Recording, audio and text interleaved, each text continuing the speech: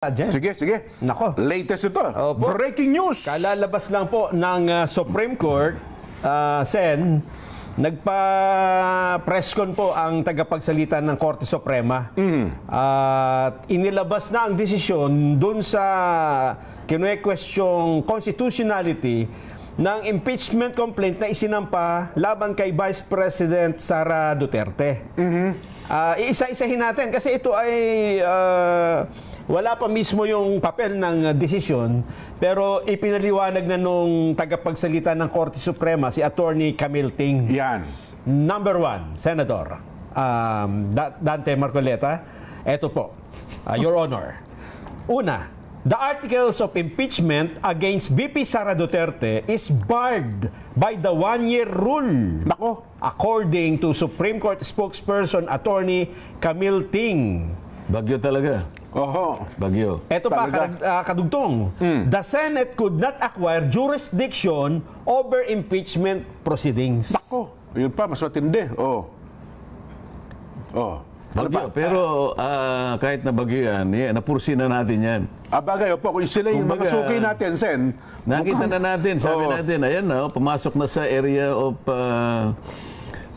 Philippine, ano yan? Area of responsibility ng ating bansa. Alam natin nakikita natin yung kung saan papunta kasi, lalong-lalo na nung ang Korte Suprema kamakailan ay naglabas ng sariling order, nire-require ang dalawang kapulungan ng Kongreso na isumite yung mga ilang impormasyon na kanilang gustong makita upang mapagpasyahan nila yung dalawang petisyon na umabot sa kanila. Doon pa lang sinabi na natin, nakikita na natin kung saan ang direksyon na tinatahak ng Korte Suprema. Okay. Na kung tawagin na ay bagyo. Di ba? So, bagyong SC. Bagyong Supreme Court. Ayan. Talaga pong todo ang signal nito, Sen, dahil sabi ni Attorney Ting, ang desisyon ng Supreme Court ay immediately executory at ito isang unanimous decision. Ano po bang ibig sabihin nun, Sen? Pagka unanimous decision, ang ginawang pagpapasya ng Supreme Court unbank. Wala ka ng kapag-pag-asa na mag-MR ka man lang. Ganon. Paano ka mag-MR unanimous? Zero pa lang. Wala man lang ano. Sino ang papansin sa'yo? Sinong, kahit isang kaluluwa doon sa Supreme Court, ang magbibigay sa'yo ng konting panahon na maaaring pagbigyan ka. Sige nga, basahin ko kung ano yung MR mo. Baka sakaling may makita nga ako riyan. Wala eh. Isinara na po ang lahat ng mga pagkakataon para ikaw man lang ay humingi ng motion for reconsideration. Tsaka immediately executory. Wala nang MR yan. Wala nang appeal yan. Yun pala yung immediately. Walang forthwith. Kundi agad-agad. Dapat ipatupad pala yan. Ang liwanag naman kasi kagaya na binabanggit natin, doon sa una pa lang na mga pagtalakay natin dyan, wala talagang, alam mo, ito maaring magdamdam yung ibang makakarinig, lalong-lalo na yung mga kasamahan ko sa House of Representatives dati. Opo. Pero pwede nating ipaghalimbawa yan sa nagsaing ng kanin dyan. Okay. Nagluto. Isip-isipin mo, hilaw naman yung kanin. Ganon? Paano mong ipakakain sa Senado yun? Di ba? Hindi ka makakakain kung yung kanin ay hilaw dyan. Halos halos bigas pa makakain mo ba yun? Ang gusto kasi pikit mata yung kakainin Hindi, kaya nga sinabi ko na sa iyo nun. Kung matutuloy, sinasabi ko nga Ang totoo niyan, yung unang 3 impeachment complaints, hindi lang hilaw panis Bakit ka mo? Ganun ba? Kalahin mo yung pinatagal. Nabinbin Kapag binilang mo yung araw ng pagkakabinbin dyan, hindi siya bababa sa 20 araw. Subukan mo ang isang niluto. Ay itago mo, hindi sa refrigerator. Ilagay mo lang dyan sa cabinet, pero hindi refrigerator. 20 araw. Alis sa 2 mangyayari, kinain ng daga o napanis. Napanis po. Paano mo idadali sa Senado ngayon? naglululundag pa nung pumunta eh. Yun na nga po. Forthwith. Isip-isipin mo. Ayan, nakita tuloy ng Korte Suprema. Unconstitutional eh. Isipin mo, yung tatlo, hindi nila isinalang. Nilagay sa cabinet, napanis, o pagkatapos, gagawa ng pangalawa raw at diniretso sa Senado. O sabi ng Korte Suprema, that's in violation of the one-year rule ban. Hindi po pwede yun. Dapat kung ikaw, dapat yung pang-apat, kasi ituring mong pangalawa ito eh. Yung pang-apat halos naging pangalawa lang dahil yung unang tatlo, isa lang yun, pinatay. Ngayon, kung gusto mong mag-file ka sa February 5 o February 6, 2026. Kasi ng pang isang taon. Isang taon eh. Hindi ang ginawa mo, pinatay mo yung unang tatlo pagkatapos nung pumitada yung Pebrero 2025, bigla mong tinransmit sa Senate. So nahalata tuloy. Sen, babasahin ko na para makumpleta ko na yung detalye. Sige. At magkaroon tayo ng buong konteksto. Ang sabi pa ni Ting, bukod sa unanimous decision, ang inilabas na pagpapasyang ito, Ting said the first 3 complaints were deemed terminated or dismissed and no other impeachment complaint may be entertained before February 6, 2026. Nakita mo. The High Tribunal's ruling does not bar the refiling of the complaints after a year or in February 2026. Ting said that apart from 1-year ban, the Supreme Court en banc also found the impeachment complaint against VP Sara Duterte to be violative of her right to due process as enshrined in the Bill of Rights of the Constitution. At dahil po ito ay running story to Jen, may mga lumalabas pang mga detalye. Meron pala siyang keynote Sen na mga parte ng desisyon. Ito ang isa. Ting quoting a portion of the Supreme Court en banc's unanimous decision declaring the impeachment complaint versus VP Sara Duterte unconstitutional. Ito yung quote. Our fundamental law is clear. The end does not justify the means. Ito pa po yung isang quote. There is a right way to do the right things at the right time. This is what the rule of just law means. This is what the fairness or due process of law means even for impeachment. Tama naman yun eh. Alam mo kung saan kinuha yan kahit di pa natin nababasa yung kabuuan ng desisyon ng Korte Suprema. Nakalagay sa mismong tuntunin ng Rules of Procedure in Impeachment Proceedings sa House of Representatives, lahat ng impeachment complaints na ipapile, maging ito ay galing sa pribadong tao o kaya mismo na sa mga miyembro ng House of Representatives o kaya ito'y pinirmahan ng hindi bababa sa 1/3 ng lahat ng miyembro ng House of Representatives, kinakailangan i-refer mo sa Committee on Justice. Yun ang tuntunin. O isip-isipin mo, umabot lamang doon sa tinatawag nilang 10-session day. Hindi totoo yun, Jen, Nelson. Sa totoo lang, kapag ako talagang nakahanda tayo, sinasabi ko naman sa inyo, kung yan ay natuloy halimbawa na pag-usapan sa Senado, unang-unang pagkakamali nila, Jen, yung unang complaint ay i-file at in-endorse at ito'y tinanggap ng opisina ng Secretary General December 2. Tandaan nyo, ha? Okay, December 2. December 2, 2024. Ang December 2 ay araw ng Lunes. First session day. Pero sa numero ng session, ito ay session number 26. December 2. Ngayon, yung unang complaint na yon ay na-file nung isang grupo alas 4:30 ng hapon, December 2. Ngayon, ano ang hinahanap sa tuntunin sa House of Representatives? Kapag kayo na itinanggap mo, immediately i-refer mo sa Office of the Speaker. Okay. So, palagay ko walang nangyaring pagre-repair. Kasi kung talagang immediately, wala naman sinasabi ng paraan pagka i-repair mo. Pwede mong i-text si speaker. Pwede mo siyang tawagan. Pwede mo siyang puntahan na personal. Kasi ito bigla na lang dumating, December 2, tapos 4:30, tinanggap ng opisina.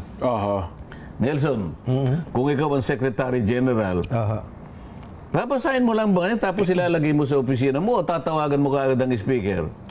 Siyempre, dapat tawagan nila ng speaker. Impeachment ito Ito ay isang paraan para tanggalin mo ang pangalawang pinakamataas na opisyal ng ating bansa. Pagkatapos, nakita mong ganyan, hindi mo man lang tatawagan ng pansin ang speaker, yun ang referral. Paalam mo kaagad sa kanya. Yun ang inihingi. Sabi niya, immediately. Bakit wala sa order of business? Sasabihin nila, hindi po namin kaagad nailagay dyan kasi po, yung order of business po, ginagawa namin ng maaga. Umaga lang po. Umaga pa lang. Ginagawa na namin yan kasi po, magsisimula po yung session alas 13. Tinanggap ko po yan 4:30. Alas 4:30 ng hapon, hindi mo rin mapapangatwiranan yun. Bakit ka mo? Kasi, pangkaraniwan na sa amin, pag may biglang dumating na ganyan na napaka-importanting bagay, at nirepair mo kaagad sa opisina ng speaker. Sabi ng speaker, sige, isama mo additional reference of business. So pwede naman palang gawin yun. Pwede mo gawin yun. May kababalian naman pala. Ang totoo niyan, yung apat na yan, nung i-repair nila doon sa sinasabi nilang 10th session day, yun ang February 5. Wala siya doon sa order of business doon sa araw na yun. Kaya nga sinasabi ko, kung ito'y halimbawa umabot sa Senado, unang tanong ko sa kanila, hawak-hawak ko yung hawak-hawak ko yung session number 36. Ito yung sinasabi niyong 10th session day. Kapag napatunayan ninyo na ito'y nakasulat dito, ibig sabihin, in-include nyo. Andyan talaga, magre-resign ako as Senator of the Republic. Naku, mabigat. Okay? Kasi wala hawak ko na bakit ninyo pinangatwiran ninyo na pati sasagot ng Solicitor General It was included in the order of business, sabi niya. Ito po yung aming katibayan, Annex A. Halimbawa, Annex A, Session number 36, Order of Business. Pagka tinignan mo, wala doon. Saan mo makikita? Sa journal. Sa journal number 36. Doon makikita kasi additional reference of business. Ayun pala Isipin yun. Balikan natin kamo yung December 2. What is so spectacular about December 2? Pagka tiningnan mo, dalawang panukalang batas lang ang binasa on first reading. Dalawa lang. Walang hindi masyadong busy yung araw na yun. Yung December 2, pangkaraniwan, Jen. Monday yun. Lalo na yung nag-uumpisa kami yung mga ganito. Halos 100 ang babasa. Kaya mahaba yung session Yung December 2, balikan mo yun, reviewin mo. Dalawang panukalang batas lang ang binasa. Ilang minuto lang yun na babasahin mo. 3 resolutions, 2 panukalang batas. Pagkatapos lahat na communications, mga letters from different agencies, to the archives, to the archives, to the archives. Ibig ko sabihin, kapag ka tiningnan mo yung volume ng business na tatalakayin no December 2, 30 minutes tapos Bakit hindi nyo isinama na additional reference of business yung impeachment na tinanggap nyo at 4:30 samantalang yun ay isang napaka-importanting bagay? Doon pa lang. Pagkatapos sumagot yung Solicitor General. Inamin ba naman niya yung 3 kanyang ganon at saka yung pang-4 ay isinama namin sa order of business na pag tinignan mo wala. Ang totoong ginawa nila, considering that the fourth impeachment complaint signed by more than 1/3 of the members of the House of Representatives has been transmitted to Congress, the 3 earlier impeachment complaints have become moot and academic and they were sent to the archives. Alam mo ibig sabihin no? Pinatay po namin. Pinatay nyo. Kaya nilagay sa archive. Kaya sabi ng Korte Suprema, pinatay ninyo. Ibig sabihin, yung pangalawa, hindi na pwede. You violated the 1-year ban rule. Ayun. Simple. So yun pala yung binabanggit ng Korte Suprema na nalabag yung 1-year ban rule ng impeachment complaint. Ayun, oho. Kasi kung yun ay nirepair ninyo sa Committee on Justice, may tumuloy na sana eh. Oho. Walang tumuloy na proceedings kasi walang ni-repair. Walang ni-repair sa Committee on Justice. Oho. Yun ang pinaka-ultimate na destination ng lahat ng impeachment complaints. Oho. Umabot lamang dun sa order of business eh. Pagkatapos in archives, nasaan ang pumunta sa Committee on Justice? Wala, kahit isa. Oho. Yun pala yun. Wala. Unconstitutional. Bakit? Opo. Yung dalawang requirements doon, yung i-include mo sa order of business, nakasulat sa Constitution eh.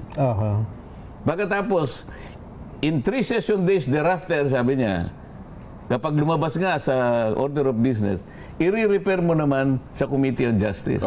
Hindi nangyari yun. Yung 4, hindi dumating sa Committee on Justice. Wala sa rules yun eh. Bakit dinala mo sa archives, hindi doon sa Committee on Justice? Kaya pala unanimous yung desisyon ng Supreme Court. Mukhang hindi nahirapan. Mukhang walang pumanig ni isa man. Ni wala pang dissenting opinion. Hindi, pagka unanimous, ibig sabihin Unanimous lahat. Talagang, ganun pala. No? Wala. Ganun ka grabe. Bakit sinabi na walang due process dyan? Kanina, nabanggit niya. Yes. Ipaliwanag natin bakit walang due process. Bakit po? Hindi nga dumating sa Committee on Justice, doon mo kasi tatawagin ng Vice President para kahit papano, kung gusto niya mag-appear doon, magpaliwanag, o magbigay ng doon pa lang, sagutin niya, walang nangyari. Wala rin kasing gano'n, no? Ni isang pagdinig ata sa Committee on Justice, wala pong nangyari. Wala eh. Diniretso agad eh. Marami silang itinago doon sa kanilang tuntunin. Opo.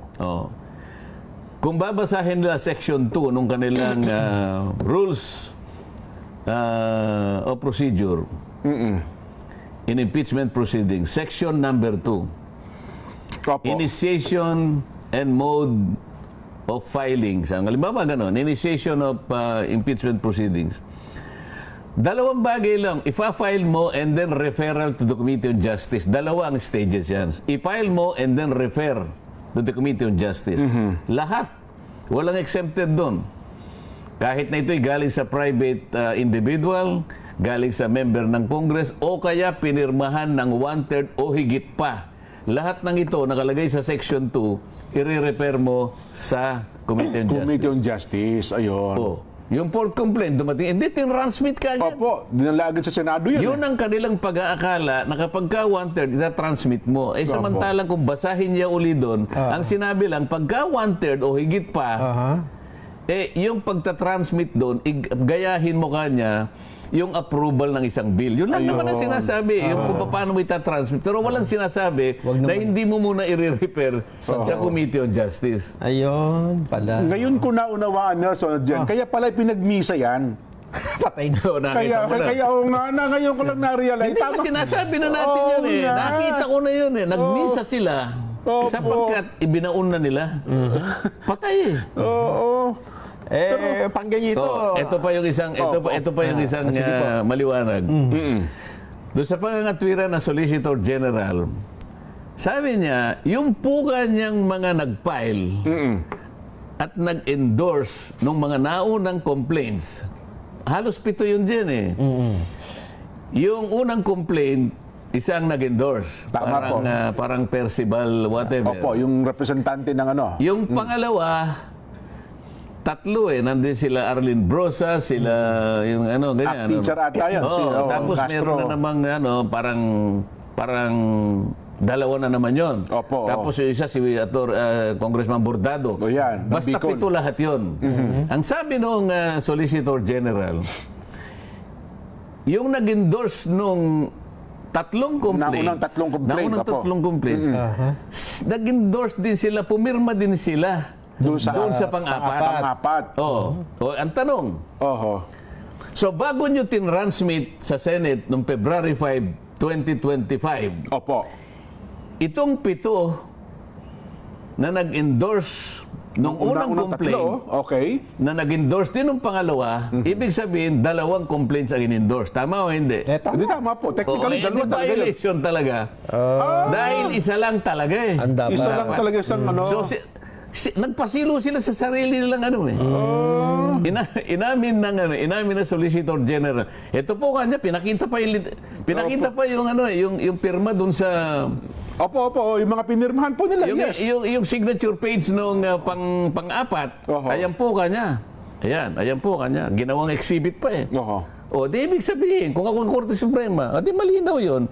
In-endorse mo rito, nag-endorse ka nito. Di kayong pito kanya na endorser, bago pa dumating sa Senate, kasi pinirman eh. Maliwanag na kayo. Dalawang beses nag-endorse ng impeachment complaint. Paano kayo mag-endorse ng dalawang within 1 year? Hindi pwede. Sayang, ano? Ang alam ko, sa hearing yung sa Senado, dapat ibubulgar itong mga ito, no? Oo, pero nandyan eh. Nandyan na. Desisyon na ng Supreme Court. Ang totoo niyan, bago sana mapunta dyan,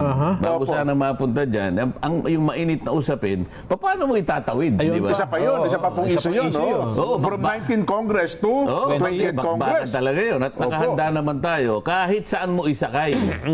Anong ginamit mo? Submarine, halimbawa? Aeroplano? Hindi na makita kasi ilalim na ng dagat eh. O nilangoy mo? Baka boring machine po ginamit. Dinahin sa ilalim ng lupa eh. Kaya nga. Boring machine na. Pero matutuntun natin. Basta sabihin mo. Sabihin mo lang kung paano mo itinawid. May statement na po rito ang Senate Court. Sige, Senate. Alam ko Impeachment Court. Ito na mga, unahin ko na muna House of Representatives. Kasi sila yung reaction ng House of Representatives. House of Representatives sa pamamagitan po ni Attorney Princess Abante. The House of Representatives has yet to officially receive a copy of the Supreme Court's decision. We will review it with utmost respect once furnished. That said, we undergo the following. We respect the Supreme Court, but our constitutional duty to uphold truth and accountability does not end here. Ang desisyon ng Korte Suprema ay igagalang, ngunit kailanman ay hindi ito magiging dahilan upang kami ay tumigil sa pagtupad ng aming tungkulin. The impeachment process is not just a legal mechanism, it is a vital democratic safeguard under Article 11, Section 3 of the Constitution. The exclusive power to initiate impeachment rests solely with the House of Representatives. This was firmly established in Francisco B. House of Representatives 2003 and has a long stood and settled doctrine to allow judicial interference. To allow judicial interference in the initiation of this process risks undermining the very principle of checks and balances. The impeachment is a political act rooted in the people's will. No legal technicality should silence it. This is not about one person. Hindi lang ito laban sa isang opisyal. Ito ay laban para sa karapatan ng taong bayan na manhil ng pananagutan sa gobyerno. The House will exhaust all remedies to protect the independence of Congress and preserve the sanctity of our constitutional role. This is not defiance. This is constitutional fidelity. Ayun, ang kabuuan po ng pahayag. Naintindihan mo yung sinabi niya? Nahihinuha ko po kahit paano. Ano ibig sabihin? Gagawin ng lahat. Huwag nyo kami pakikialam. Gagawin namin ng lahat ng kaparaanan. Kami may trabaho ng impeachment. Ang sinasabi niya, hindi pa niya natanggap, di ba? Hindi pa. Kung ako sa kanila, huwag nyo nang tanggapin.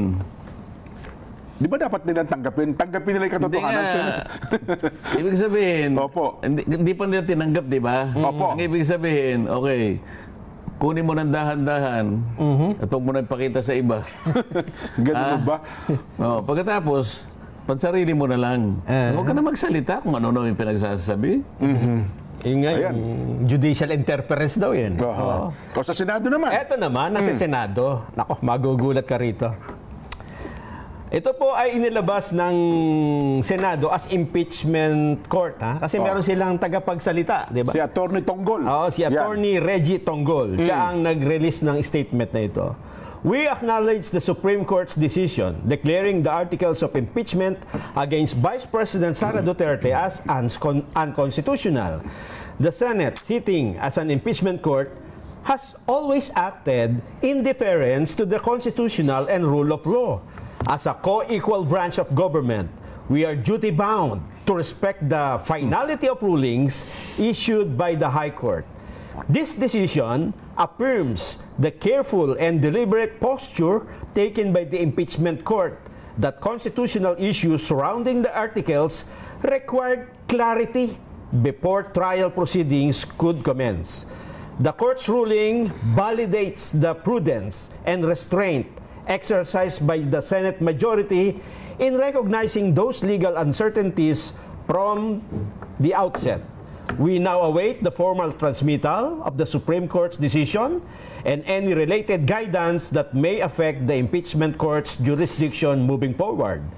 The Senate remains committed to upholding constitutional order, ensuring due process, and protecting the integrity of our democratic institution. Attorney Reggie Tonggol, spokesperson, Senate Impeachment Court. Ito may pagkakaiba ng dalawang sagot ng dalawang kapulungan ng Kongreso.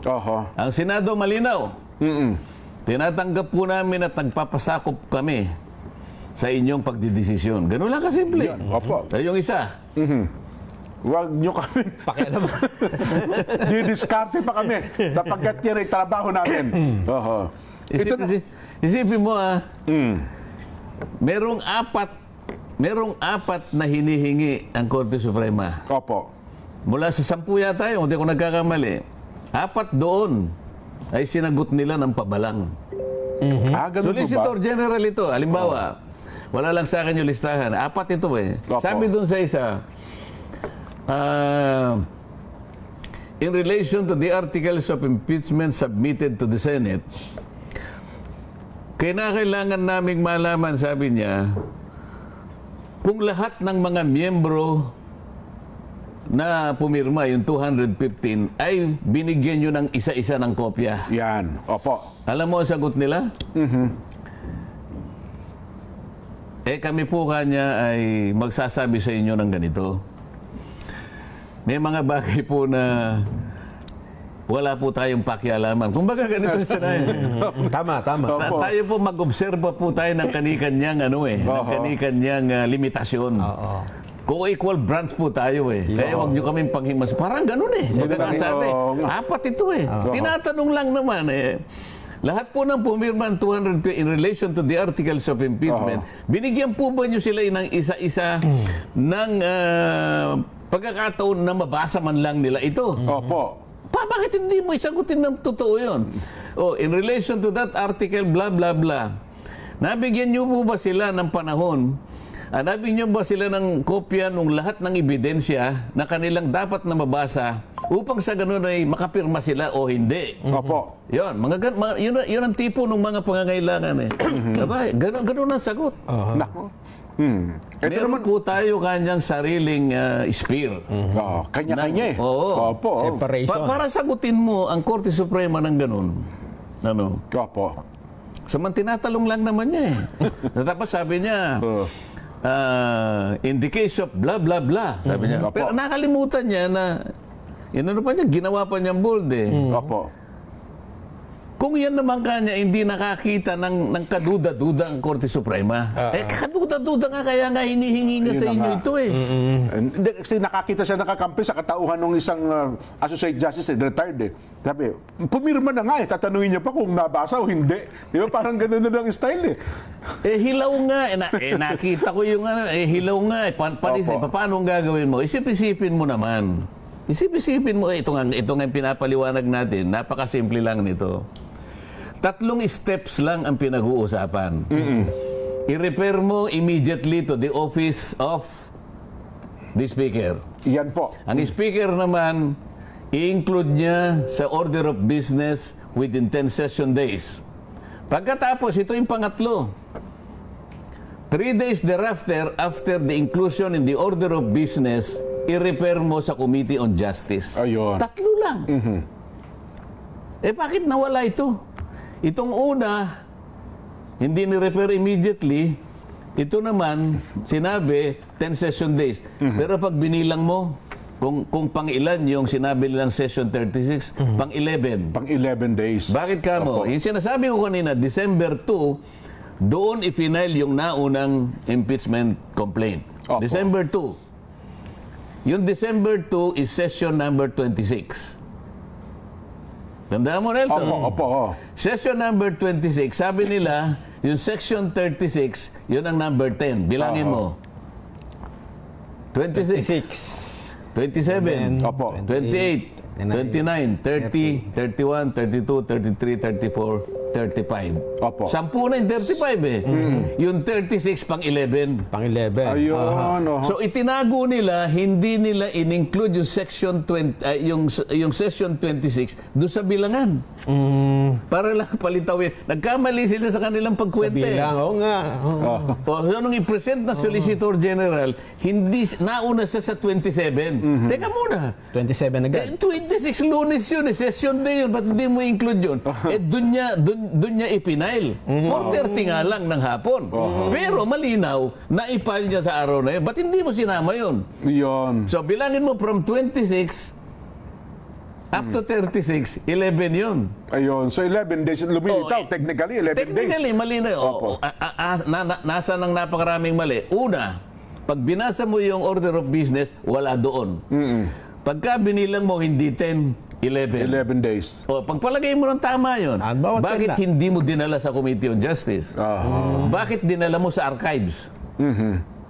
Pinatay nila. In-archive. Pag dinala mo sa archives, namatay yun. Kaya nga sabi ko sa iyo na panis.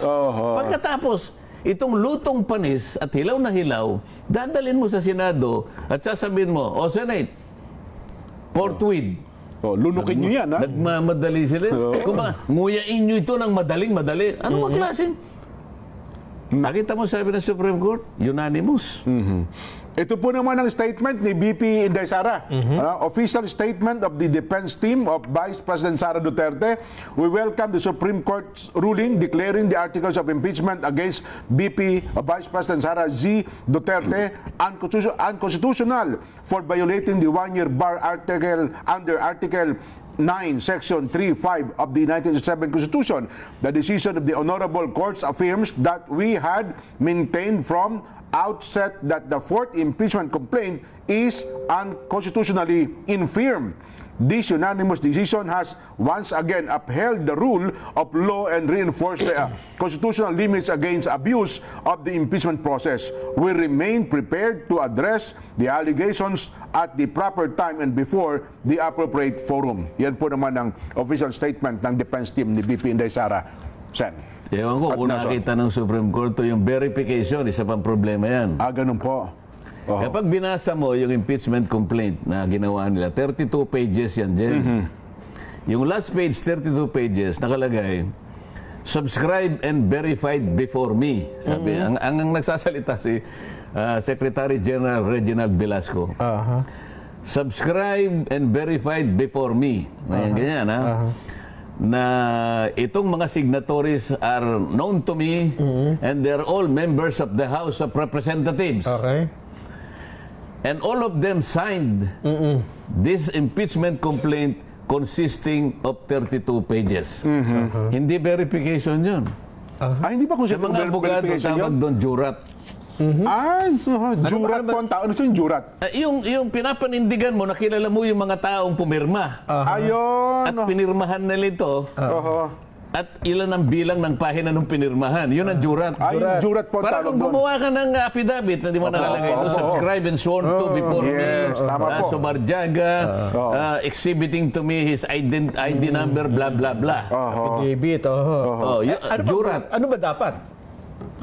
Kailangan verification verified complaint yun Ito na naman nasa section section 14, kung di ako nagkakamali, ng House Impeachment Rules. Yung mismong verification, kukopyahin mo na lang. Akalain mong nakalimutan. Nakalagay ito yung verification Opo. Pagkaraniwang ganito yung kanyang termino.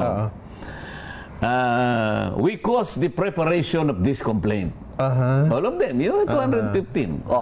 We caused the preparation of this complaint and we attest to the truthfulness of all the allegations based on our personal knowledge, including our appreciation of the documents appended hereto. Yun ang verification. Naglagay pa nga ng isang section dun sa ano na kapag sinabi mong hindi personal knowledge, nakalagay doon, kapag yung apayan, sabi niya gano'n, I attest to the veracity of the allegations based on my personal belief. Mali yun, hindi tatanggapin. It is as if, sabi niya, it is a mere scrap of paper. Ganun pala. Basura pala kung yun, yung naglagay ka na nga ng personal belief, hindi pa tatanggapin eh. Lalo na yung wala. Lalo na yung wala, hindi mo kinopya. Nako. Isa pang ano yun, isa pang, baka hindi napansin ako, pero palagi ko nakita rin. Page 32, tingnan mo. Hindi yun ang verification na hinihingi ng rules ng impeachment. Isip-isipin mo, letra por letra nilagay na nga para sa kanilang guide. Kokopyahin mo na lang kung bakit hindi pa nila kinopya. Nako. Talaga naman. O kaya tinatanong ng Korte Suprema, sino ba ang opisinang nag-prepare nito? Ayaw din nilang ano eh. Ayaw din sabihin. Isa yun doon sa mga ayaw nilang sagutin. Hindi po ninyo kaya. Hindi po namin pwedeng yung sarili namin. Kanya-kanya po tayong teritoryo. Hindi nyo napakilaman. Huwag nyo napakilaman sino gumawa niya. Basta kami... Yun ang isa sa ayaw nilang tanggapin. Isipin mo, 4 doon sa 10. Nangatwiran sila, may kanya-kanya po tayong sariling teritoryo. Wala tayong pakialamanan. Sinabi nila, hindi po kayo pwedeng mag-encroach sa sarili namin. We are co-equal branch of government. Pero bakit na pala doon sa desisyon na ito, parang walang tinawag na oral arguments? Hindi ba kailangan magkaroon ng oral arguments sa isang usaping ito? Malinaw na nakita niya oral argument? Kaya nga humingi siya ng 10 impormasyon. Sabi ko nga sa yung una pa lang, yung A, letter A. What is the status of the 3 initial complaints? Sabi ko, ito na matindi. Diyan pa lang. Doon pa lang. Magkakaalaman na tayo. Nakalimutan niyo ba yung sinabi ko? Tama. Doon pa lang. Nakita niya, pinatay niyo o patay. Kung patay yun, yung pangalawa, hindi rin pwede. Hindi lalo yung pang-4, lalo hindi pwede.